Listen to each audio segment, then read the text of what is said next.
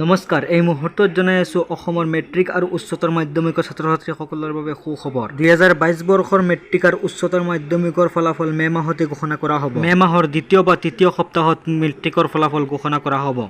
তাৰ মাজতে আৰম্ভ হৈছে ছাত্ৰ ছাত্ৰীসকলৰ মাজত বিতৰ্ক। কিছুমান ছাত্ৰ ছাত্ৰীয়ে 100 মাৰ্কৰ ভিতৰত 50 মাৰ্ক কৰি আহিছে। এইসকল যদি ফেইল কৰা ছাত্ৰ ছাত্ৰীয়ে কম্পাৰ্টমেণ্টেল পৰীক্ষা দিব পাৰিব নে নাই সবিশেষ জনাম আজিৰ এই ভিডিঅ'টোত।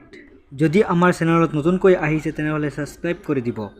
এইবাৰৰ মেট্ৰিক আৰু উচ্চতৰ মাধ্যমিকৰ পৰীক্ষাৰ ফলাফল বিভিন্ন তথ্যৰ পৰা জানিব পৰা মতে 90% বা ইয়াতকৈ অধিক শিক্ষাৰ্থী পৰীক্ষাত পাছ কৰিব। আৰু যিসকল শিক্ষাৰ্থীয়ে ফেইল কৰিব তেওঁলোকৰ বাবে বিশেষ সুযোগ দিয়া হ'ব। কম্পাৰ্টমেণ্টেল এক্সাম জুলাই মাহত অনুষ্ঠিত কৰা হ'ব। সেৱা আৰু শিক্ষা সংসদ যিসকল শিক্ষাৰ্থীয়ে বেয়া কৰিব এই পেপাৰত আকৌ এক্সাম দিব পাৰিব। ইয়াৰ উপৰিও আগৰ দৰে শিক্ষাৰ্থীসকলে গ্ৰেজ মাৰ্ক লাভ কৰিব। শিক্ষাৰ্থীসকলে লাভ কৰিব গ্ৰেজ মাৰ্ক। একোখন পেপাৰত মেক্সিমাম 5 মাৰ্কতকৈ অধিক শিক্ষাৰ্থীসকলে গ্ৰেজ মাৰ্ক লাভ কৰিব। আৰু এটা বিশেষ সুযোগ দিয়া হৈছে ছাত্ৰ ছাত্ৰীসকলৰ বাবে। যিটো পেপাৰত শিক্ষাৰ্থীসকল ফেইল কৰিব সেইটো পেপাৰত শিক্ষাৰ্থীসকল ৰিচেক কৰিবৰ কাৰণে সুযোগ দিয়া হ'ব।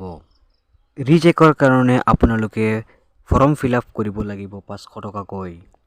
চ' বন্ধু বান্ধৱীসকল আজিলৈ ইমানেই। যদি ভিডিঅ'টো ভাল লাগিছে তেনেহ'লে লাইক কৰি দিব আৰু নতুন হ'লে আমাৰ চেনেলত তেনেহ'লে ছাবস্ক্ৰাইব কৰি দিব। চ' প্লিজ ছাবস্ক্ৰাইব কৰি দিব। আমাক ছাপোৰ্ট কৰক গাইজ। যিমান পাৰে আপোনালোকে ছাপোৰ্ট কৰক। আপোনালোকৰ ছাপোৰ্টত যিমানখিনি আগবাঢ়িম আপোনালোকৰ দ্বাৰা।